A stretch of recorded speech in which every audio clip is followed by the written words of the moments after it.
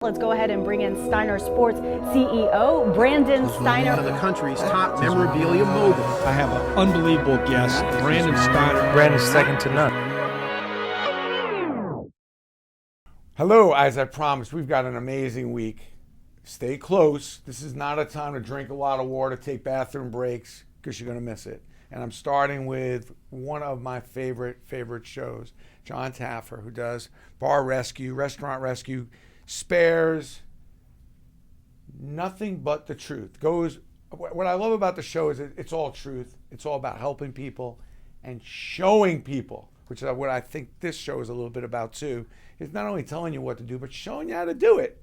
Jon, first of all, thank you so much for coming up. Oh, great to be here. You know I'm a customer, and I've been admiring your company for a long time. Thank you. I appreciate that. And coming from you, I know that means a lot to me, that not only you're a customer, but a recurring customer. And I'm a customer because I'm a big fan, as I tell people all the time, former restaurant guy. Love your show.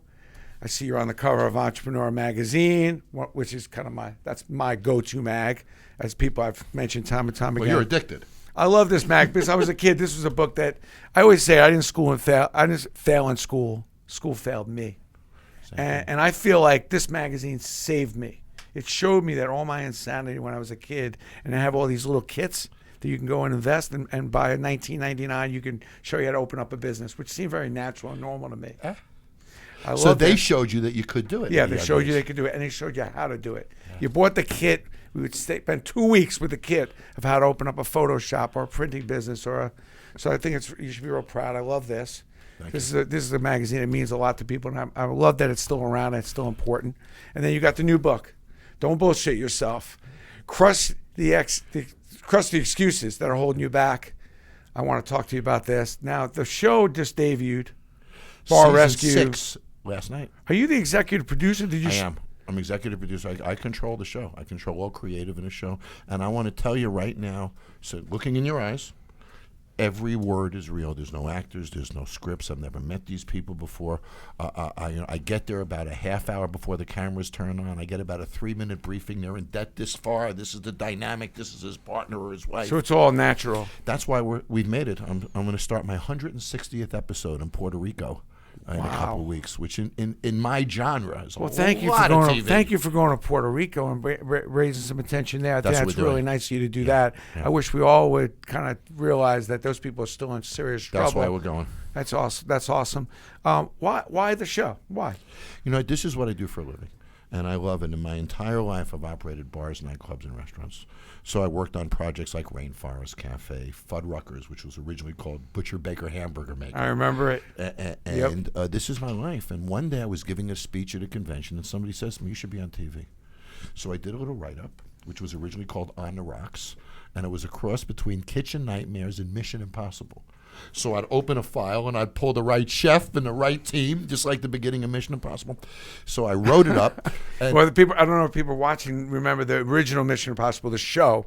Which started with a file. Right. And he pulled the specialists out. So that was the premise. I would pull my specialists. The old Mission Impossibles were great. But I don't mean to interrupt you. Yeah. Smart shows. Yeah. Very really. tricky. Oh, yeah. Always tricky, yeah. So I wrote it up, called On the Rocks originally. And I went to a friend of mine who used to run Paramount Television. He looks at me and goes, "Jon, you will never freaking be on television. You're too old. You're not good looking enough. It'll never happen." And I'm guessing when somebody says something like that to you, now you're really committed to get it done. There's no question. Same way with me. So when he said that to me, it was a no-brainer. I shot my own scissor reel. I put the thing together. I sent it to 5 production companies, and within a week, I got 4 deals. So now I'm not in the entertainment business. I don't even know what the hell. That quick, within a week. So now I'm looking at contracts I don't know about, cycles I don't know about, right? Back-end rights I don't know about. So now I got to go find an agent. Well, you can't really find an agent till you have a TV deal, but you can't really get a TV deal till you have an agent. I still haven't figured that one out yet. So I find a manager instead of an agent who helps me legally get through the contracts and stuff. Signed the contract, and I was on TV less than a year later. 77 million people watched season 5 of Bar Rescue. We're now I'm doing my 160th episode, as I mentioned. Wow. And we run this Sunday, 16 hours of programming. So, we have the Sunday marathons, and honestly, I thought I'd make a pilot and go home. I never expected any of this. hard at the beginning to raise the money for the pilot and just to get going, or how'd you manipulate Well, the that? network raised the dollars for the pilot. The Okay. trick was pitching it and selling the concept, especially being an unknown. And who would have known? Your toughest challenge when you deal with some of these restaurants is? You know, personality. But you know what's interesting? 'Cause I've seen a couple where you've almost almost fist- in fistfights. Well, you know what's interesting? They call me up. They say, I'm going to be out of money in 3 weeks. I'm losing my house. I've already lost my car. My wife is ready to kill me. I have no money to send my kids to college. Help me. And then I show up and they fight me every step of the way. So I get aggressive because I'm really fighting for their family too. But you know what's interesting is guys like you and I, we learn everything about success. The blocks of success, the steps of success, how to merchandise for success, market for success, promote for success. After 159 bar rescues, I've learned more about failure than anyone. And it's fascinating because when you look at failure, so many times I found the common denominator. And the common denominator of failure is actually an excuse. And let me be simplistic. If this was failing, and you woke up in the morning and you blame the marketplace, or you blame the Yankees, or you have no reason to change. But if you wake up in the morning and blame yourself, you have every reason to change. So I then realized, okay, the common denominator of failure is an excuse. Because as long as I blame someone or something else, I don't change. So then I took it a step further and said, okay, what's the definition of an excuse? So the definition of an excuse is the rationalization of a mistake. If you didn't make a mistake, you wouldn't use the excuse. Got to let your ego off the hook. So you're satisfying yourself with some BS excuse, which makes you sleep that night. So in theory, if we could get people to stop making excuses, they then have to act. Because excuses are paralyzing. I love that. So that's why I wrote the book. So this is the premise of the book, really. So this is really a book about how to deal with failure. And or how to deal with yes, and this excuses. has been my passion. So I identified the 6 biggest failures that I deal with. Okay. I crush them. So by the time you finish with the book, you don't have them anymore. So now you got to act. Would you say your biggest challenge when you go into a restaurant that's failing is getting the person to realize that they're failing, admit it, Yes, and own it. and own it? If you own your failure, you got a chance at owning your success. But if you deflect your failure, you're never going to change. And most restaurant owners that are failing are doing exactly that. Exactly right. Or it's very personal. You buy a piece of memorabilia. It's very special. But you sell it. You don't keep it. It's a business. It's not your son. It's not your grandson. They sometimes look at these businesses as if it's a child. Come on, tear the wall down. Let's change this. Let's do this. I They're think so I resistant. look at failure is, a lot of people think it's the opposite of success. I think it's a huge part of it. Me too. For me, the failing, I could spend hours on my failures. Shit that I thought was maybe my best idea. I go home, I got the best idea.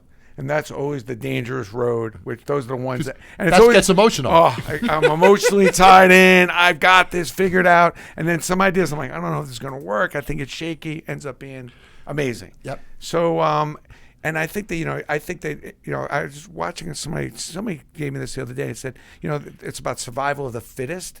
I think it's survival of the flexible.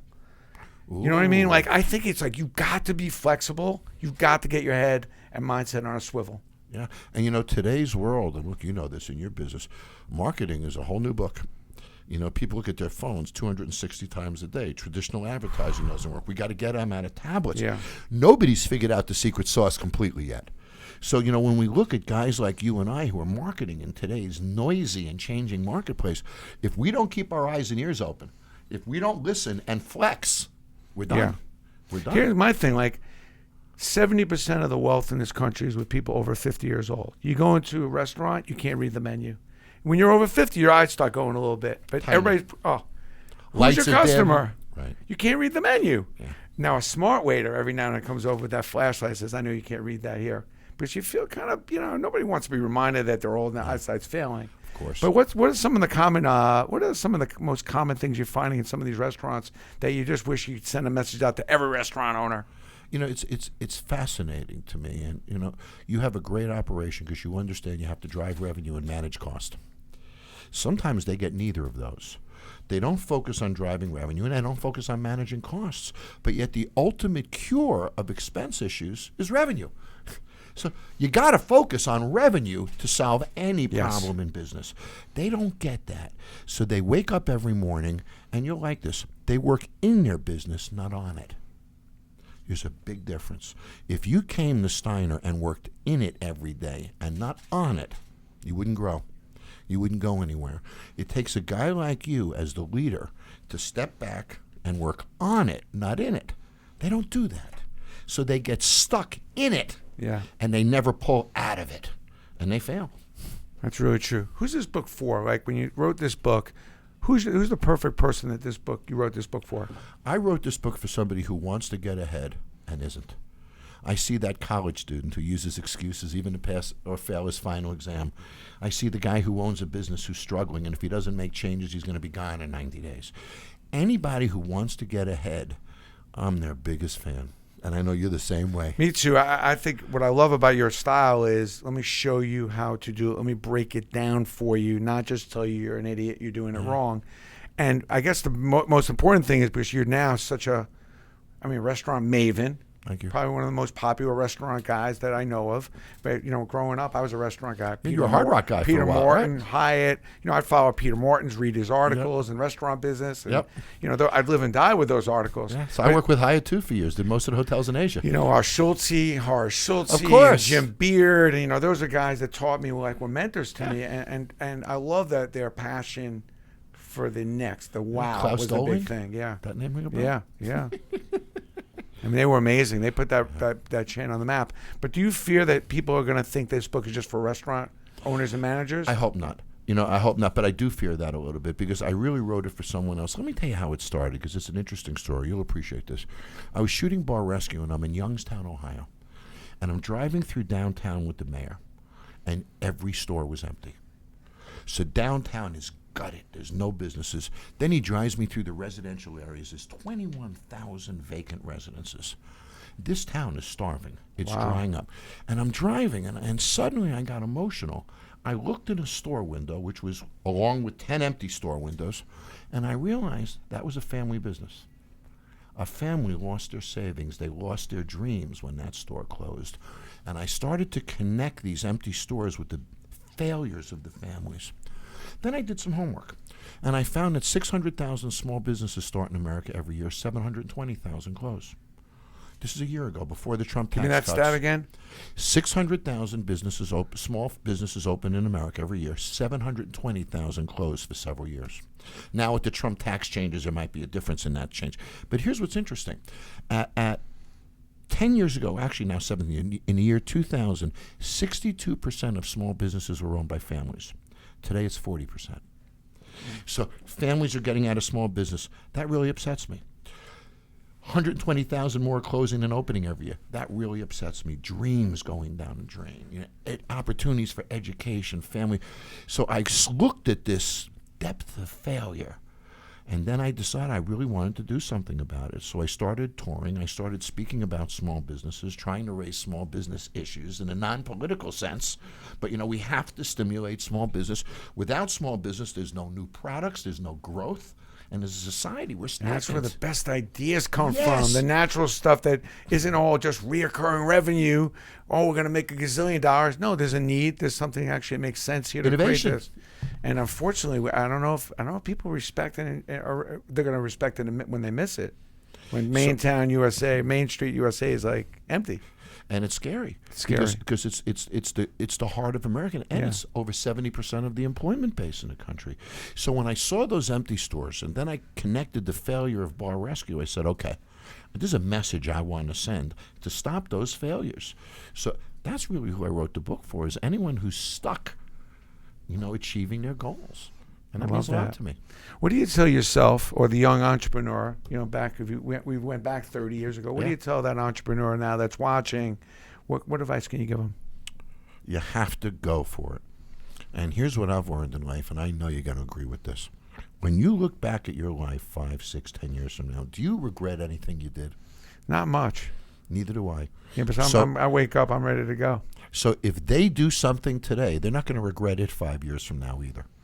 And don't you find that you regret more what you didn't do than what you did? There's no question. I don't want to be on that deathbed one day going, man, I should have done this, should have done that. So they got to go for it. Yeah. If they freeze, then you're not an entrepreneur. You have to have the courage to go for it, understanding that if you go for it, you won't regret it 5 years from now. But if you don't go for it, you might. I think also what I'm noticing also, I'm seeing kids going for it younger. I'm seeing an incredible amount of energy coming out of high school kids and even in college. They're not waiting until they graduate college to turn the switch on. Yeah. Do you think there's a great time for restaurant entrepreneurship because of the retail market being a little down, more space available? You've seen a switch in the market? Well, there's a number of things going on. As retailing goes down, traffic stops. People get more stuff online. Yeah. You know that people don't come here to buy anything. It's all online commerce. Yes. So there's less traffic as the malls go down and more online retailing becomes more prevalent. So that affects us with less traffic. But then you look at an Uber Eats and the delivery services. That's a really powerful opportunity now. So what's happening is a lot of restaurants are opening second kitchens just for delivery. So they pay a lower rent, they set up a commercial kitchen office, and they just run their delivery services out of it. We have to capture the market that exists. Yes. We're losing a little of the in-premise, but we have great off-premise to-go opportunities. I thought Domino's had a great strategy when they relaunched their product, and they basically said their pizza sucked and they're going to redo it. I love that. I love when you own up. And that was interesting. Our pizza sucked and we fixed it.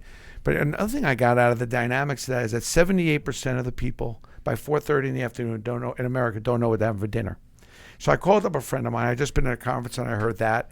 And I said, I don't understand. You guys are rocking for lunch, great for breakfast. You're soft at dinner. You could probably do a lot more. Do you know that 78% of the people in this country don't know what they're doing for dinner at 4:30? And now with Uber Eats, why wouldn't you just jump on this? Hey, pick it up to go, upgrade some of your to-go stuff. And that could change. That's some of the secret sauce. So how do we get them to interact with us on their phone or tablet and actually plan that dinner? That's powerful. So these are the trends that we need to embrace, that flexibility that you were talking about earlier. But I've noticed something very different about millennials, which is worth talking about for a moment. I call it pace of gratification. Pace of gratification. Yeah, you and I are a little older. We understand that we have to work 4 to 5 years to get somewhere. We're not going to hit a home run first year. We're going to have to go through the minors. We're going to have to get our chops together. There's a long payback for us. Steiner Sports didn't happen overnight. I'm guessing it took you quite a while, and you took a lot of lumps on the way, and you wrote a lot of checks on the way, or you went broke on the way a few times, because I know it doesn't come easy. So when we think about the fact that you and I are used to longer-term gratification, millennials today, because of social media, get instant gratification.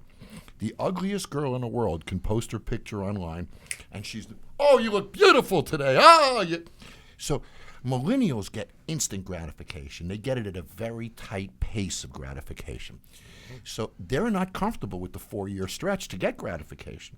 It's hurting them. So we have to manage them differently. We have to give them that pat on the back every few weeks or every few months. If they don't get short-term gratification, they're not in for the long haul. It could be tricky with them. I'm seeing a different energy from the younger kids who are just getting up, going to get it, and they're not as sensitive about all this. Right. Maybe they've seen some different things happen. But also what I like about social media is back in my restaurant days, we called this word-of-mouth advertising, which you had to get to somebody, hope they left and tell all their friends. Now, they're not even having left the restaurant. They put out a review. And so I think it really pushes service. It calls you on your service. Social media, if you care about your customer, can be really wild.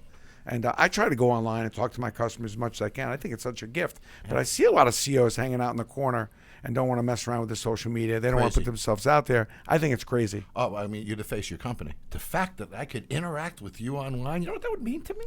It's unbelievable. But it's amazing how many CEOs and important people that are running companies won't do it. Yeah, I think it's a major mistake. It's an opportunity to create an identity for your company, to personalize it. I want to do business with a person more than a company. And you make that personal. It's a very powerful thing. And social media is that opportunity. So think about it as a past restaurateur. We used to make plates that look good on the table. Yeah. Now I got to make a plate somebody's going to photograph and put on social media. So I've got to create something unique enough to get them to photograph that plate and send it out. It's a whole different style of operating a restaurant. I got to create a picture spot with a logo where you're going to take that picture and send it out. If I take pictures here and there's no Steiner logo behind me, what the hell's the point? So we have to actually infuse social media assets and vehicles within the facility, within the way we do our plates. It's a whole different style So of you're operating. thinking differently now as you're resetting some of these restaurants that you did when you first started the show? Completely. We have picture spots in all of them, social media places in all of them. We position logos at the right height so that when people take pictures, there's logos visible. We redesign plates so that they have a color or some type of Because you see people novelty. taking pictures of the food constantly. All the time. So if I can get you to take a picture of the food and send it out, that's a win for me. Oh, yeah, it's unbelievable. A unique garnish in a cocktail. Suddenly it's going out to thousands of people. We have to market while we operate today in real time, which is really a complete departure from what you and I were used to. It took us months to get word of mouth out there, one customer at a time. There's no question. When you think of your legacy, though, because you've had success, success and there's legacy and what you're going to leave behind. Tell me a little bit what you're leaving behind here, because you've touched a lot of people as far as their view, not only in the food and beverage, but service, creativity, not to stop, go all the way. But when I look at you, when I see you right in the middle of your core, it's like, why'd you stop? Take this all the way. This is what you're about. Be fearless. I always say, you got to have balls, which is like, I wish, one of your shows, like, you got to have balls. Like, take this thing the whole way. This is what you're all about. And you dig into that. Is that your legacy? Or I think it is. I think, at the end of each episode, I get a check and I get a hug. I think the hug means more to me today than a check. And what's interesting in Bar Rescue, that hug I get at the end. We're all wearing microphones on our chests. So when we hug, we cover the microphones. Nobody hears what's said. The things that they say to me in that hug are so inspiring. Thank you, John. what was some of them? What was a couple of the favorite things that somebody said to you? You changed my life. You're that father I never had. Boy, I needed an ass kicking. Thank you. My wife and I both thank you. I have a new relationship with my children because of you. Thank you. And boy, is that inspiring. Boy, you just fight harder the next time when you hear that. Yeah, that's amazing. And you could feel it. I mean, you've actually done a good enough, it's hard sometimes on TV where you could do a good enough job to really transfer the emotional part. Yeah. And you've been, the thing that won me over on the show is when I've seen you get yourself into some trouble with some people where I'm like, wow, are they going to take out the gloves? Are they actually, is it going to hit them? Yeah. Where you not back down. No. You're not back. Close. Now, have you felt that almost like where that's going to? Oh, yes, but if I back down, I'm done. In that moment, I'm done. Is that the New York in well, you? It or isn't is that the New York in me. Here's the premise. what- The premise is that the individual is thick-headed, so to speak. They're not accepting my recommendations. So I have to confront them and make them own failure. We talked about that. So I have to confront them. As long as they think every decision they've made is right, I'm not going to get in. I have to make them challenge themselves. So I beat them up on this. I beat them up on that. That sweater's the wrong color. That shirt shouldn't be with that sweater. You should have done it. I beat them up. I beat them until a little crack of doubt happens. Maybe he's right. Maybe that is a good idea. In that moment, I can walk into their brain. Until I get that crack, I can't go in. I have to beat the hell out of them to get that crack sometimes. But it is deliberate. It's purposeful. And I'll use different tools. I'll use fear a lot. What are you going to do when you lose your house? What are you going to do? I'll use pride. How often do you say no to your children? How often do you say no to your wife? What happens when this place closes? What are your friends going to say to you? How are you going to feel when you lock that door? I mean, how do you go home at night? So, I'll use pride. I'll use anything I can to create that crack is critical. Because if I don't create it, I'm not going to change them. And you'll agree with this. Every failing business has a failing owner. good business, good owner, good manager. Shitty business, shitty manager, shitty Every time. every time. Yeah. And look at this, simple concept, but true. Sitting with you, your personality's all over this place. You know that. Well, thank you. I appreciate it. I And try. that's what makes it special. Take that personality and that dynamic out of Steiner. Take the Steiner out of Steiner. You don't have much. Yeah, and I think about that. I mean, for me, I wanted people to get closer to the game. I wanted people to really enjoy some of the stuff that in my dreams thought would be really cool to have. It'd be really nice to have that second base. It'd be really nice to have that jersey that Bobby Mercer's wearing. I wish I had that bat he had. Or I'd like to get the glove. And I was like, one day I got to figure out how to get that. It's not complicated, you know? Well, I just walked through your warehouse and bought a Roger Maris ball, so I know exactly what that feels. You when can't I help saw it. I had to have it. My wife says, do not bring anything home. You're not allowed to bring anything home anymore. But I love everything we create. And that's the fun part is you're creating stuff. And I always say memories that matter. Yes. You know, and if I But can isn't go a restaurant extend that. the same? What's that? Isn't Yeah. a restaurant the I same? think it is very much the same. And I wish the passion for serving people would come back. Yeah. I think it's a little bit of a lost art. I wish everyone. I Europe always is a look. good example. I always look for someone who's worked in the restaurant business before I hire them, because that means they know how to serve people. Yeah, and and they that's have what no it's all passion. about. They can feel Especially people. breakfast and lunch. Those are the two hardest meals to serve. Well, they have a sensitivity Yeah. for people when they do that. You know, which is interesting. But, you know, you don't sell memorabilia. You know that. Serving you sell experience. emotions. Yeah, experiential You know, connection. looking at that yeah. Yankee logo means something Yeah. to people. You know, looking at their favorite player means something. It's a connection. It's powerful. So, you know, I say that we don't sell food. We sell reactions. We achieve it through food. I don't sell drinks. I sell reactions. I achieve it through drinks. I don't play music. I play reactions. I achieve it through music. You don't sell memorabilia. You sell reactions. You achieve it through memorabilia. I love that. The memorabilia that creates the greatest reactions are your greatest assets. And you're going to speak to the Yankees tomorrow, and that's really on that. When you go to Yankee Stadium, I mean, yeah, it's the game, but the reaction and the feeling that you went. Yeah, You're part of something bigger than you, and you know, it's been part of my whole life. I love selling the Yankees every day. I mean, I'm proud to do it. I just think it's such a special brand, and they live up to it. They step up to it. And people think it's about the talent on the field, but when you get to know their management, which you'll It's the know history of the team. It's the organization that makes them special. they're committed to what's most important, which is their customer, as you're going to see. There's nothing the Yankees wouldn't do for their customer. Yeah. It starts with putting a good product on the field, but it doesn't end there. It just starts there. It starts there, but it's a Yeah, heck it's of an critical. organization. Yeah. A commitment to player development and everything. I mean, they're just really good at what they do. You know, right now in Vegas, we are rejoicing over our Las Vegas Golden Knights. I mean, How's the excitement there? it's unbelievable. You know, you go to that arena. I've never experienced anything like it, and I've been to hockey all over the country. Really? It is so electric. We love this hockey team. You know, we've lost 3-4 games at home the whole darn season. We're not crazy. even used to losing at home. You know, we're used to Is it winning. packed? Every game is packed. We did great in season ticket sales. But here's what's interesting: in Vegas, about 30% of the arena is visiting fans. So if the Blackhawks are in town, you look around your arena, it's all red jerseys. So it makes victory a little sweeter. 30% of the arena kind of crossover of people, and they play. But they're chanting "Go Knights, Go!" when we're leaving the arena. They're chanting it in the parking lots. They're And I've been- excited. Oh yeah, there's an. How about the energy. Raiders? Are you excited we got the Raiders? Unbelievable. Is there a lot of hype about them coming? Huge. That's hype. going to be big. You know, we're going to prove Vegas to be a heck of a sports town. And you know, next is an NBA team, and you watch. I bet within 2 years we have one of those too. There's no question. And it's such a great. I mean, any day of the week I go to Vegas, it's packed. Yeah. It just seems like there's constant action activity. $42 million a year. And now, why Vegas for you? Is it just a good? You know, pl- I lived in West Palm Beach, and I was very happy there. Nice tax structure, nice weather. Rand had the Yankees in Tampa to be able to go to, and it was very enjoyable for me. And when my TV show hit, I told you I thought I'd do a pilot and go home. Now I'm flying to Los Angeles all the time, 4 or 5 days a month back and forth. Too much. So am I going to live in L.A. or Vegas? I like the tax structure of Nevada. I love Las Vegas. It's a great place to live. Never bored. Never bored, but you know, you live in a nice suburban area. Yeah. It's pretty normal where I Yeah. live. But you know, it's an affluent community. We have plenty of tax base from gaming. It's clean. Crime is under control. Just a really good place to live. Cool. One last thing on this book. First of all, thanks for coming. I really appreciate This was a it. blast. I loved it. What's for somebody out there that's thinking about buying this book? Give me one big takeaway from this book that if you take the time to read this book, and first of all, if you do nothing else, you got to watch the show. It doesn't matter if you're in the restaurant business or not. There's some effect you're going to have the way you deal with stuff when you see your approach to fixing something or getting it better. What's the one thing you want as the big takeaway from this book?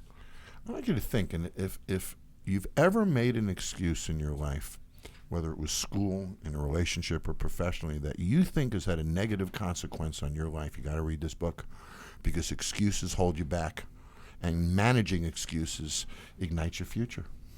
Wow, yeah. I always say excuses and disappointment. You got to be careful. You got to avoid that. You'll smile. You know what I call myself? The Billy Martin style of business management. Were you a big Billy Martin fan? Huge Billy Martin Me fan. too. Aggressive, in your face, was straight with you, let you know how he felt, right? Taught you everything he could give to you, gave you his heart, gave you his soul. If you didn't perform, beat the hell out of you. You know, he was a very sports has had a big impact on you. Very much so. But I mean, Billy was a perfect example. I mean, look at him and Reggie, et cetera. I mean, you got to perform. And, you know, I remember years ago sitting with Tommy Lasorda. Great closing story. And I'm sitting with Tommy and we're talking, and he tells me a story of a player whose name I won't mention. And he says to Steve Sachs, "Steve, you haven't hit a ball in 10 games. And Saxy says to me, Coach, I'm coming early every day. I'm going to batting practice. I'm in a video booth. I'm doing everything I'm supposed to do. And Lasorda looks at him and says, listen, you don't get paid to swing the bat. You get paid to hit the ball. That always stuck with me. And I've always remembered that. And neither of us get paid to swing the bat. If we don't hit the ball, we're meaningless in business. So we got to have the right swing. We got to have the right aim. We got to know the speed of the ball. We got to know about the pitcher, our opposition. Preparation. And then we got to hit that ball. That's business. One last thing I'd ask you, I'm always curious as I'm getting older, eating healthy. What's your view on the fast food business? I mean, how's that? Where's that headed now? Obviously, coffee has really ignited it, where you feel like you need coffee 5 times a day. Yeah. But where do you see that business going? Fast food is dining of convenience. But what's happened with fast food is they have cannibalized, if you will, or put our health on the line for their sales. Some of them are so irresponsible in the products that they're making, the way they're going about making them. It could even be the same product but prepared in a far healthier way. I think at some point that's going to catch up with them. But also look at pricing. I mean, you go to a fast food restaurant, $6, $7 for a sandwich. You might as well sit down at a coffee shop and have that same sandwich. So I think pricing is working against them. I think health considerations are working against them. Certainly as we get older. Could we see a bar rescue in a fast food? Will you do a bar rescue? Sure, we would do that. I just did a bar rescue at UNLV at the university, which is the #1 hospitality ranked university in the world right now. They just won. They beat Cornell for the first time ever. But Denver also, where you went to college. I went to DU, that which also is another had great another great hospitality one, school. right? Yeah. I just dreamt always going to Cornell, but never. I always would go visit, but yeah, I was out there, couldn't get over there. So I love that. Yeah. What I'm trying to do now is I'm trying to do a stadium too. I want to do a stadium bar, which would be great on bar rescue. Man. So we're working on that one. I could tell you a few that desperately need help. Well, we Although should talk. You see better. Because I've hit all these stadiums around the country pretty much, and a lot of them have done a great job, but a lot of them are still convicted on hot dog, pretzel, beer, and sausage. Yeah, and they think that's the end all. No, that's not the way it works Yeah. anymore. Look at ballparks. Great ballparks have great food today. We need a stadium. Experiential. Great options, great food, experiential. Exactly right. You'll pay for it, and you're going to pay more in the stadium, but you expect quality Worth it. today. Quality of play, quality of experience. Bar Rescue season premiere was last night, but you get an opportunity to watch that every week. Sounds like a book that's, if you really want to get better, you really want to go figure out the next steps. It seems like a great book. Pick it up, I assume, on Amazon, or Barnes & any Noble. bookstore nationally came out today. Yeah, fun book just coming out today. I really appreciate you coming up, and thank you for your business. My I pleasure. really appreciate it, man. It's nice to thank meet you. the guy whose name I've been writing on checks for years. I appreciate it, and listen, I'm very grateful to every customer. At Yankee Stadium, I try to go at least once a homestand and just stay by my store and just thank people. Yeah. Just to thank people because, God, I mean, I'm 30 years now. Yeah. And it's not easy to do something for 30 years. You are giving people memories from their childhood, memories they can share with children. This is important to them. I'm going to leave with a baseball that means the world to me when I leave here today. I will look at that ball hundreds of times. I will talk about it. I will leave it to my family when I die. You've given me something that's really special. The fact that you fought to preserve it, protected it, made it available to us, I believe is a very noble mission. Well, thank you. I appreciate it. I'm glad you're enjoying it that way. Memories that matter.